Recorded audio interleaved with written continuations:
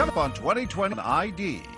A tale of love, lies, videotape, and charged with premeditated murder, kidnapping, and poisoning. An explosive teenage love triangle that started in high school. We'd go out, we'd went on dates, we texted all the time. And ended in a shallow grave. This is an enemy burial. This is indifference to life. Two boys, best friends, vying for the same girl and even killing for her. This is a story as old as time. He has an obsession with getting her back. We'll take you inside the mind of a teenage killer. From psychotic secret journals. It sounds like the mind of a sociopath. They will kill your dog and then they'll help you find it. To surveillance cameras and the police interrogation room. I'm gonna be honest, I wanted to hurt him, like really hurt him. To caught on tape, buying a shovel, duct tape, and sleeping pills. A murderer's startup kit. One way or the other, that kid was dying that day.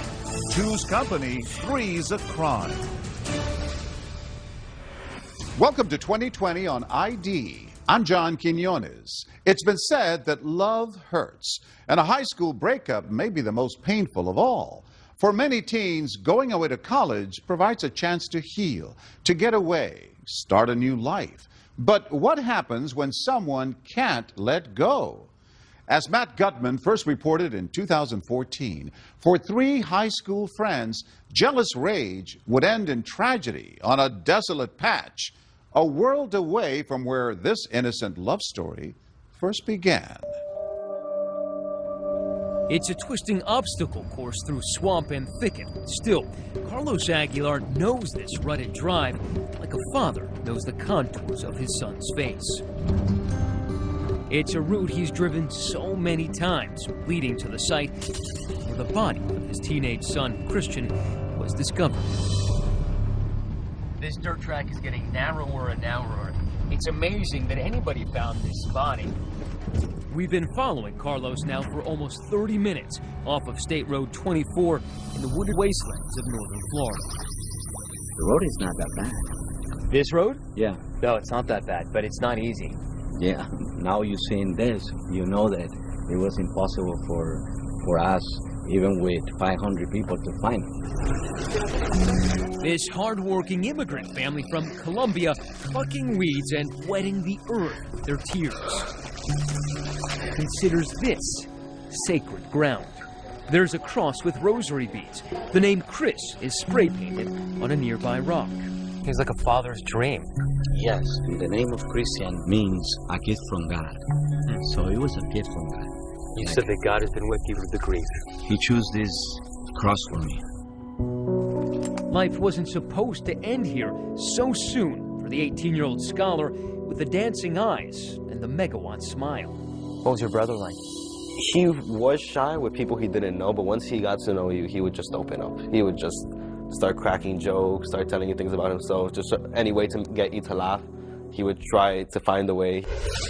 So how did Christian Aguilar end up in this marshland, bound, face down in a shallow grave, what the cops call an enemy-style burial? This was some type of nefarious act. Somebody was trying to conceal the body of a person. We find that most generally in cases of murder. It's a story that made headlines up and down the Florida Turnpike. A search is underway for missing University of Florida student and got national attention. I still feel my son is still alive in my heart. The twisted murder mystery started at this elite charter school in Miami. Christian Aguilar was known for his easygoing cool, his charisma, and his taste for hip-hop. I get it custom. You a customer. So that's one thing that you and Christian have always shared is love of hip-hop, and specifically Kanye. I mean, to this day, I still love Kanye West, so yeah. You know, we would just hop in his car, go with him to his house, hang out for a while. At the time, Erica Freeman was dating Christian's close friend, class clown Pedro Bravo. So tell me more about Pedro in high school. He was always quite sarcastic, quite funny. He was able to make me laugh so easily. He was very much an animal lover. I mean, he liked action movies, you know, he liked superheroes. The beauty with the big hazel eyes is the center of Pedro's world. We'd go out, we'd went on dates, we texted all the time, call. You know, we celebrated our anniversaries, we celebrated birthdays. Did you say you loved each other? Yes, we did. We did say we loved each other. And for a long time, I thought that was kind of what love was like. It seemed their love is built to last. I mean, not many relationships go almost 3 years, but... Especially not in high school. Yeah, it's kind of unheard of.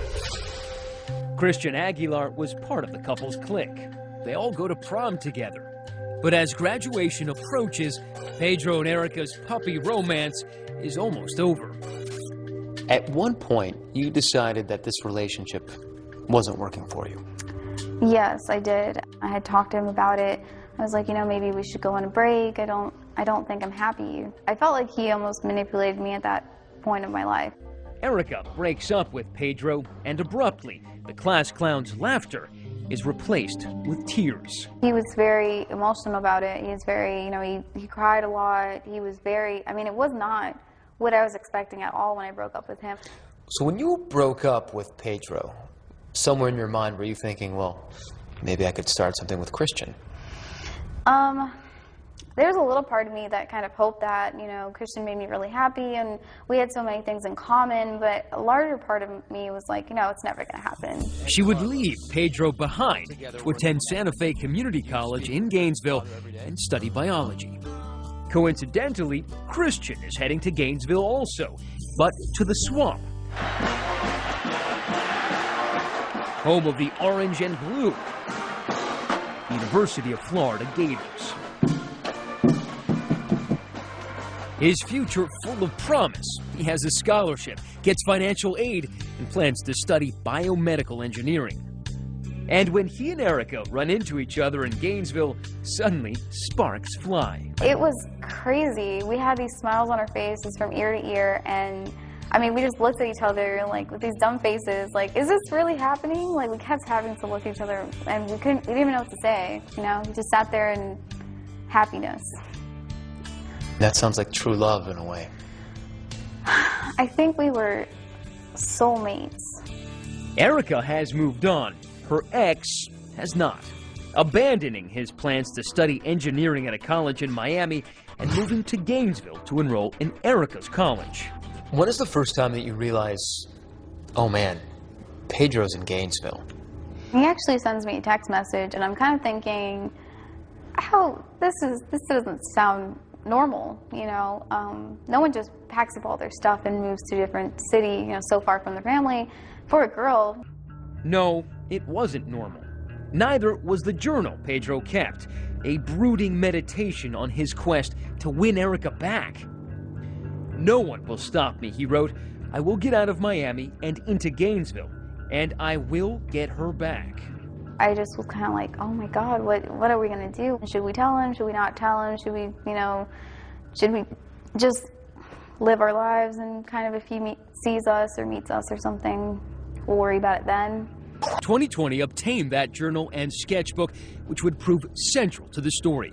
In it, Pedro's personal and meticulous self-help plan to get rid of acne, whiten his teeth, and even wear a red shirt because he thinks it will be more eye-catching to the opposite sex.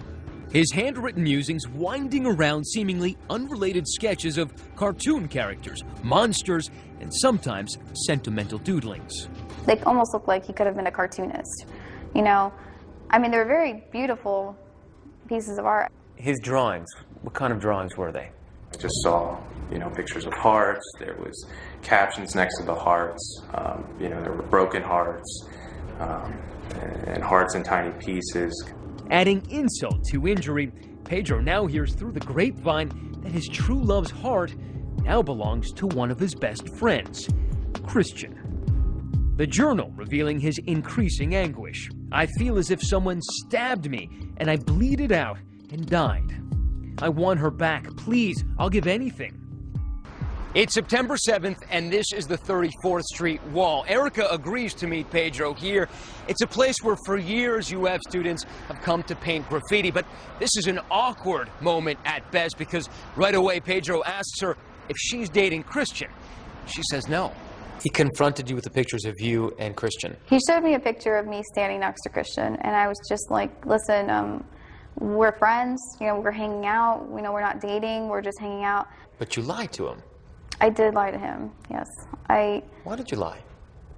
I just felt like it wasn't the appropriate time to tell him that. You know, I don't want to push this kid at all. I don't want him to think anything, you know, that might throw him over the edge. But Pedro is spinning out of control. He's even been talking suicide. And then, curiously, he calls Christian for help.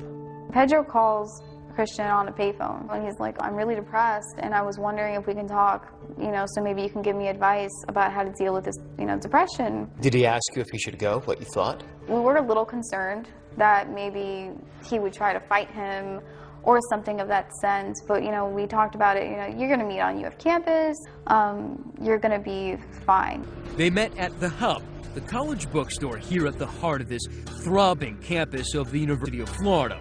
What happened soon after will change 3 lives forever. I started calling him, I started texting him, he was not answering. I was kind of like, well, you know, I got to do something, I have to do something. Stay with us.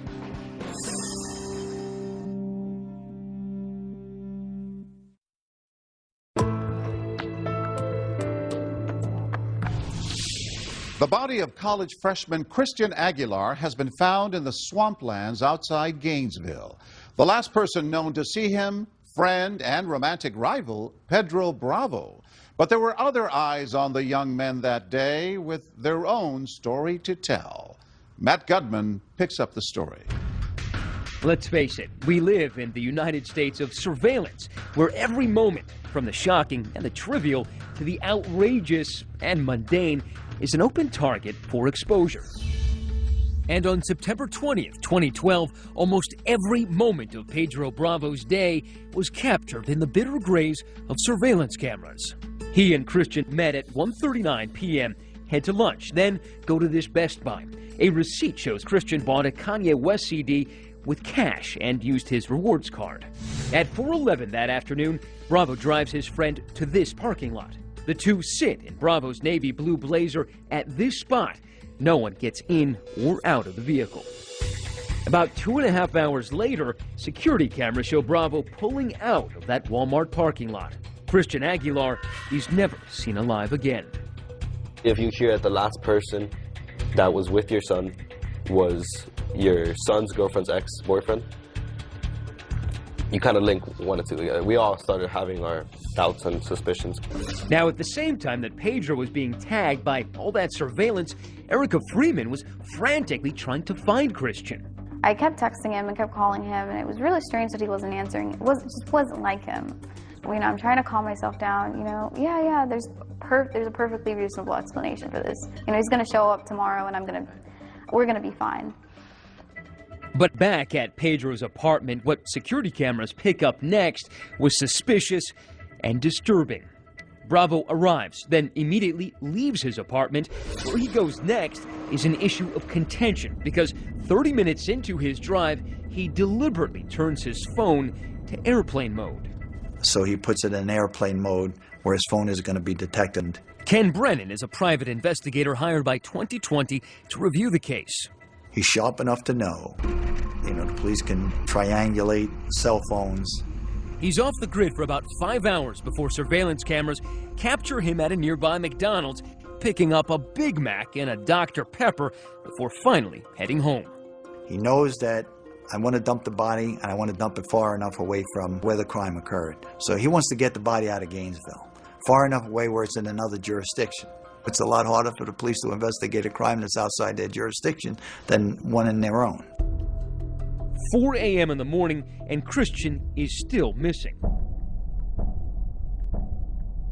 I call Pedro, and it starts ringing, and it's ringing, and then finally he answers, and, you know, the first thing I'm asking was, like, where's Christian? You know, where is he? I know you're the last person that was with him. You know, where is he? I'm really worried. He's supposed to be at my apartment, and he's not here, and I haven't heard from him. And he's just like, no, you know, I dropped him off, you know, we got into a verbal argument, and, you know, I'm freaking out. And he's just like, you know, listen, you know, it's late, I'm sure he made it home, he just didn't call you. By daybreak, Erica is panicking. You call his apartment, he's not there. He's not at your place either. Now I really start to panic because I'm like, he didn't sleep here all night, you know, he wasn't at my apartment, he wasn't in his dorm apartment, you know, where was he all night? you know. I called Pedro, and at this time, I'm not asking him. I'm telling him, like, listen, you need to come with me to the police station. 9:44 in the morning, and both Erica Freeman and Pedro Bravo go to the campus police station to report their friend is missing. Sergeant Steve Wilder was suspicious from the get-go. When you first saw Pedro Bravo come in there, into that room, what was your first impression? It didn't take long interacting with him and talking to him that I knew that there was really something that he was holding back. I don't know where he is. At what point do you begin being suspicious of Pedro? Honestly, we even walked into the police station, and I still didn't think Pedro was capable of doing something so horrendous. I mean, this guy that's, you know, shy and, you know, he wouldn't hurt a fly, you know, he loves animals and, you know, he's hardworking in school. Never seemed violent. Never seemed violent. Pedro says he came here to help, but everything that comes out of his mouth only cements his status as the prime suspect. We're finding out new stuff that you haven't talked to me about before. But I did tell you I was in that area. At first, Pedro tells investigators that he left Aguilar in the woods, not far from Walmart, after arguing with him in the car. I told you everything I know, and I just drove away, like, while he was still there. But with every question, a new variation in his story. At one point, he even introduces the possibility of a new suspect, a mysterious hitchhiker they picked up in a rough part of town. How old do you think he was? I'd say mid-50s, but I can't tell because he had a big white bushy beard. And Pedro now claims that after dropping the hitchhiker off, he and Christian got into a fight, not about Erica, but about another girl they knew in high school. You strike him one time with his hand. What? No blood. He was already bleeding. Strike him with the other hand, right? Yes, by the cheek. Do you know if he was breathing at all? Or? I remember he was, like, he wasn't struggling to breathe as much, but he was barely breathing. It had gone from, well, I punched him one time and made him get out of the car, to I forced him out of the car, punched him repeatedly, to I punched him repeatedly, landed on top of him, punched him again repeatedly, and left him unconscious but still breathing. I'm going to be honest, I wanted to hurt him, like, really hurt him for doing that. He can see by his gestures and the motions that he's making that they both understand each other, where the suspect realizes, I'm with a guy who's been around for a long time and he knows what's up. I might be able to BS other people, but this guy knows better. All the 10 or 15 minutes, you never tried to crawl away or try to get... Was there a moment during that interrogation that you looked at Bravo and said, I'm speaking to a murderer? I knew certainly, after speaking with him for just a few minutes, that I was speaking with someone who was trying to be extremely deceptive. You saw Pedro Bravo. He's not a very big guy. When you think of him knocking somebody who's 8 inches taller than him out of the car and beating him up, what do you think? They have that old saying, it's not the size of the dog in the fight, it's the size of the fight in the dog. How much blood? Not much blood. Not much blood. Because I was aiming more for bruises than for blood. Because I get squeamish around blood. Because the last time they took blood from me, I had, what was it? I had a seizure. When he starts fumbling over himself and he starts coming up with these stories, they know they got the right guy. Now it's a matter of gathering the evidence enough to be able to arrest this guy and then ultimately to convict him. After 8 hours of interrogation and rambling answers, Pedro has still not confessed to any crime. But tellingly, he keeps referring to Christian in the past tense. He was a really good friend. We know that he's not coming back, okay? You know he's not coming back. Look at that again. A subtle but fateful nod of the head. And with that, the case against Pedro Bravo has begun. You have the right to remain silent. And so has the search for Christian Aguilar's body. Christian! It was the largest and most publicized search in Gainesville history. Hundreds of people, friends, family, volunteers, even psychics, combing 10 square miles of woods and ditches in search of clues. I'm looking for people's heart that can come and help me. I'm looking for somebody that can walk with me. That's the only thing that God, today we come before you and we pray for the Aguilar family. Candlelight vigils pop up for the missing teen in Gainesville, Miami, the family's native Colombia. We had hope of finding him. I mean, it slowly started going away when you're reaching day 4 and 5 and there's no trace of him. So you knew that he was dead, but you were not willing to accept the fact that he was going to remain missing? Yes. 8 days after Christian's disappearance, even though no body has been discovered, the state charges Bravo with kidnapping and first-degree murder. It was strange for us to even come to terms with it, and as time went by, it was like nudging in the back of my head, you know, Pedro must have been involved, Pedro must have been involved, and it was sickening almost, just because, you know, we knew him for so long, and, you know, Christian was his friend, and I'm just there like, you know, crying, and we were just feeling like, you know, he's not going to come back. We're not going to ever see him again. Knowing that Christian's family and the love of his life are all in agony, Pedro still offers no information about his friend's whereabouts. Then, 22 days after his mysterious disappearance, 2 hunters in search of firewood found Christian's body in the swamplands 60 miles southwest of Gainesville. A body found east of Cedar Keep. The Aguilar family tells us they feel like it's their son. They tell me, you know, listen, the search is over. You know, they found him. Christian's gone. And I mean, now I'm starting to shake, and it was like this sense of relief, and at the same time this sense of overwhelming pain. When we come back, lights. 48 minutes. He uses his flashlight out there. Camera. You know he's not coming back. And courtroom action to prove how the young freshman taught himself Murder 101. Stay with us.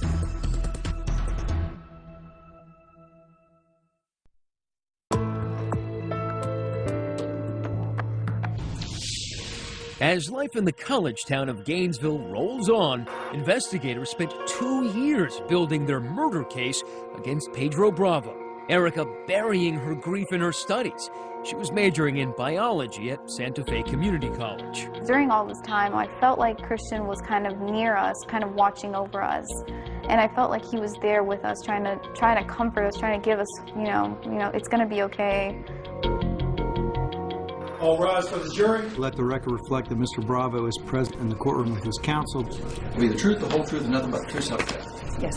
But when the trial finally begins, the defendant is very much on the defense. Charged with premeditated murder, kidnapping, and poisoning. His high school friend, UF student Christian Aguilar. In the trial of Santa Fe student Pedro Bravo. Pedro Bravo and Christian Aguilar were high school amigos. But all that ended when Christian swept Pedro's former girlfriend, Erica Freeman, off her feet. It was a very passionate person, very romantic. I love that about him. I love everything about him. I used to tell him, I was like, you know, the world can end right now, and if I'm in your arms, I don't care. Now, Pedro stands accused of murdering Christian, and it looks like there's a mountain of evidence to prove it. With all of this evidence amassed against him, he's got a very narrow opportunity to tell a story that's even remotely plausible. From the outset, the prosecution pulls no punches, painting Bravo as a jealous rival plotting revenge against his former friend. This is a story as old as time, a classic story, the Cain and Abel story, the elimination of a rival, fueled by jealousy, hatred, anger. He has an obsession with her. He has an obsession with getting her back. Erica takes center stage as the prosecution asks her to recount her story. I knew I was leaving, and I told him that I was not happy and I did not want to continue doing a long-distance relationship. Now I have to have this person, this monster, you know, staring at me while I'm on the stand, and I can just feel myself like aching, and I just don't even want to look that way. I don't want him to look at me. I don't want him to see me ever again. The prosecution presents Pedro's journals as proof of his disturbed state of mind. Page after page of teen angst and anguished obsession. When I fell for her, I fell hard. Now I can't pick myself up. I feel weak. I want her back, please. I'll give anything. I wish. There was also this self-loathing suicide note he penned in jail. With everyone out there wanting blood, wanting me gone, I will give them what they want. I feel terrible, and every day in here is a day spent waiting to die. I am a monster for having hurt Chris the way I did. At one point, she breaks down in tears. All of this was focused on you. You were at the center of this all. Yes, a lot of it was with his obsession for me and how he wanted me back and how he wanted to be with me. What did you think reading his journal? It sounds like the mind of a sociopath or a sick person. For someone to be that selfish and that controlling, that manipulative, you know, it's almost like what they describe sociopaths, you know, they will kill your dog and then go help you find it. Prosecutors also start piling up the circumstantial evidence compiled over the 2-year investigation. The jury learns that just 4 days before Christian's disappearance, Pedro came here to a nearby Walmart and buys an ankle wrap and gets $80 cash back. He then comes to this Lowe's where he buys Hot Shot pesticide, a Gatorade, and a shovel. Then, for some reason, he heads back to that Walmart. And Pedro walks in with that shovel. He purchases sleeping aids, duct tape, and a knife. He pays cash. Then there's that staple of 21st century criminology, the computer evidence. Turns out that Pedro Googled suspicious search terms such as buying anesthetics. What is chloroform, and how do sleeping pills kill you? At 1:35, he does a search, good anesthetic chemical. At 1:35, he does another search. Can rubbing alcohol knock someone out? The prosecution claims that days after Pedro completed his homicidal research, he arranged to meet Christian. Reporter Stephanie Bishara of ABC affiliate WCJB has been covering the story from day one. The state put together a timeline, a sequence of events where he was from when he got together with Chris all the way to nighttime. Christian holding that Kanye West CD and Pedro right next to him. That is a picture that, no one will ever forget. The two sat parked in Pedro's SUV at that Walmart. According to the prosecution, this was the scene of the gruesome murder. It claims that Bravo strangled Aguilar inside his car after knocking him out using Gatorade laced with drugs. Christian Aguilar struggles for his life. He reaches for the door. He scratches the ceiling. This is an enemy burial. This is indifference to life. And for the CSI types in the jury box, prosecutors have a cornucopia of forensic evidence. The most damning evidence against Pedro is the blood that was found inside his SUV. Blood in Pedro's car and on a pair of insoles. Christian's backpack containing his wallet was balled up inside Bravo's closet, and the residue in his car matched soil samples from the site of Christian's shallow grave. And then a piece of irrefutable evidence, the tear pattern from the roll of duct tape Pedro bought at that Walmart. They literally were able to match the tears of the duct tape found on the victim's body with tears on duct tape on Pedro Bravo's own car. It is a chilling chain of evidence, but the defense argues that all of it, from the shovel and the computer searches to the poison pesticide and sleeping pills, was intended not for homicide, but for suicide. He's out there in the woods. He's drinking this concoction, threw up all over himself, and he's like, well, maybe this is a sign from God that I shouldn't do this. Pedro still needed the jury to believe that his statement to police was true. He beat Christian up, but left him alive. And now he's going to have to sell that story himself. Coming up, Pedro takes the stand. You swear or affirm any testimony you give this jury today will be the truth, the whole truth, and nothing but the truth, so help you God. That's right. The jailhouse snitch, and the plot to use that shovel to put more victims in the ground.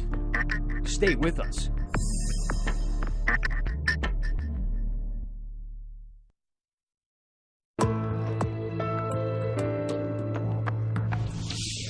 In 7 days of testimony, prosecutors have presented evidence they say points to Pedro Bravo for the murder of Christian Aguilar. Defense attorneys counter that the only life Bravo wanted to take was his own. But this trial isn't over yet. A bombshell witness is about to blow open some closely held confidences and reveal a plot even more bizarre than the murder itself. Once again, Matt Gutman. What would a hardcore gang member know about the intimacies of a teenage love triangle? In this case, prosecutors claim quite a bit, as they called to the stand a prisoner with the improbable name Michelangelo. With gun, drugs, and kidnapping charges to his name, he's a true Renaissance man of crime. Are you a convicted felon? Yes, sir. Do you know how many times you've been convicted? 9 times. The plot thickened with Michelangelo's testimony. The felon shared a cell with Pedro Bravo in the fall of 2012, and when they met, Angelo dispensed with the small talk. You know, I was like, he probably killed that kid, you know. And what was his response to that? He really didn't answer, you know. Later, when Bravo does speak, it's of his 2 main preoccupations, writing and death. He'd asked me, you know, to borrow a pen and my shoelace. And I asked him what for, and he said so that he could write a suicide letter to his parents and to use a shoestring to kill himself. Bravo was put on suicide watch for a few weeks. Angelo says when the young man returns, Bravo has shifted his mindset from suicidal to scheming. Now he's concocted a way to walk free. What did you think it was? A way to basically get the charges thrown out in his case or get the charges dropped against him.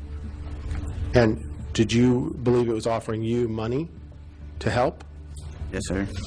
Bravo's plan was to use Angelo's outside gang contacts to commit murders similar to Chris's to make it appear that a serial killer was on the loose, thus leading suspicion away from Bravo. Was it ever brought up about the shovel and what you would need to do with the shovel as part of the plan? The prosecutor keeps digging for more details, specifically about that shovel Bravo purchased. I would have to go get the shovel to, I guess, copycat that murder to make it look like somebody else had did it.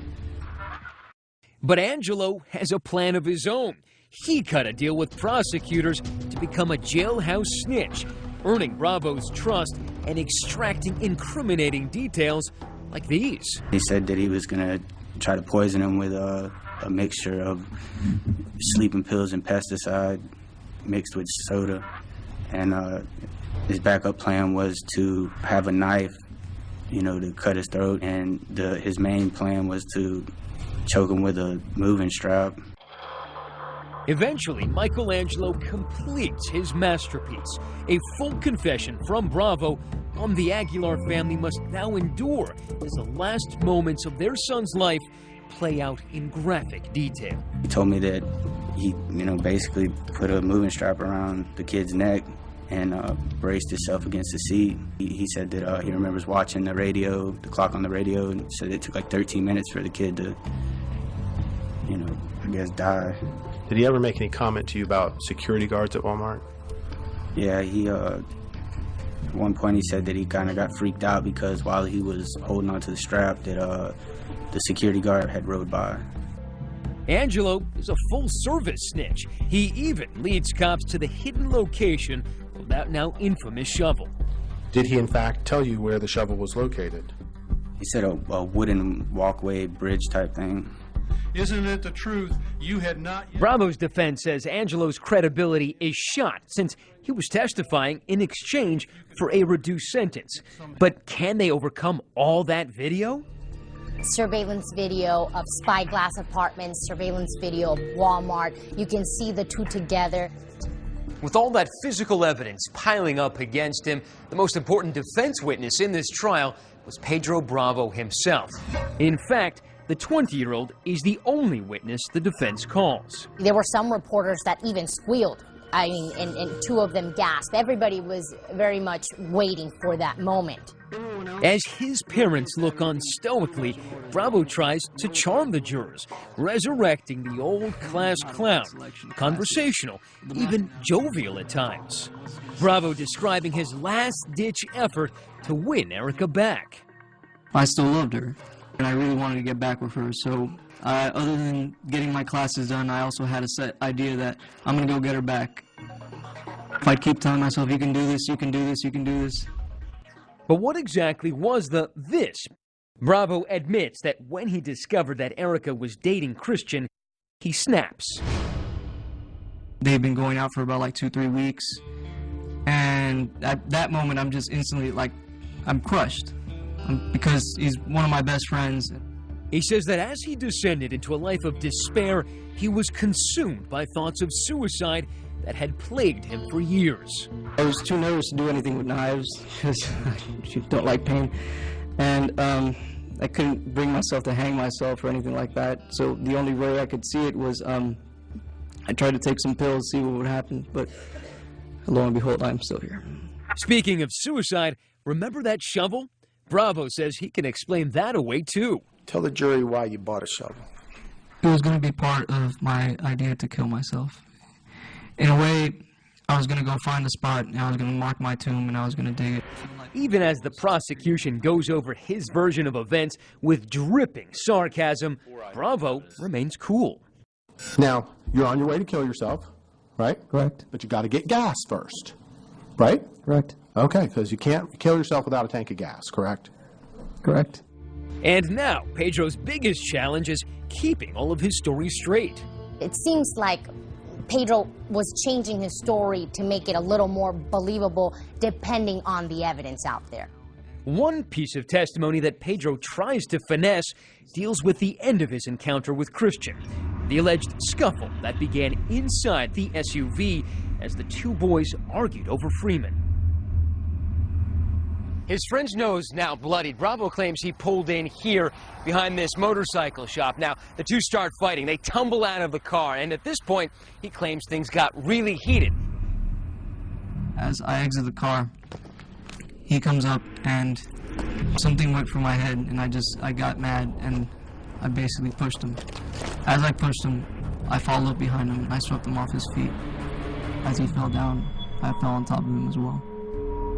Bravo claims that's the last time he ever saw Christian. He was alive and above ground. All I could tell was that he didn't get up right away, but that he was still moving. Still breathing? Yes. He just left his best friend there. It would make sense he just wants to get away from that and drive a little bit. Should he have not left him? Of course not, but he did that, and it's wrong, and now he's driving. But here's the thing. So much of this story was captured by security cameras. But the one piece of video Pedro needs to be on tape simply doesn't exist. We don't know of any surveillance video that shows the two had an encounter or a fight. No video, and for 22 days, no Aguilar, until his body is discovered face down in that shallow grave, buried, as cops say, enemy style. The defense really tried to come up with a credible story. Now, do we believe that? I'm not sure. But what does the jury believe?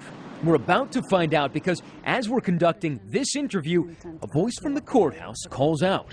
Like Pedro wrote it. Let's go. We got a verdict. The verdict is next.